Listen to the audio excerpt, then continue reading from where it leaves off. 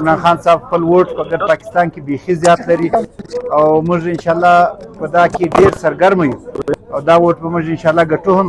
د دې ووټ د ګټنګ مقصد خالي دا نه دی چې موږ به ووټ ګټو، زموږ مقصد دا دی چې موږ د پی ټي آی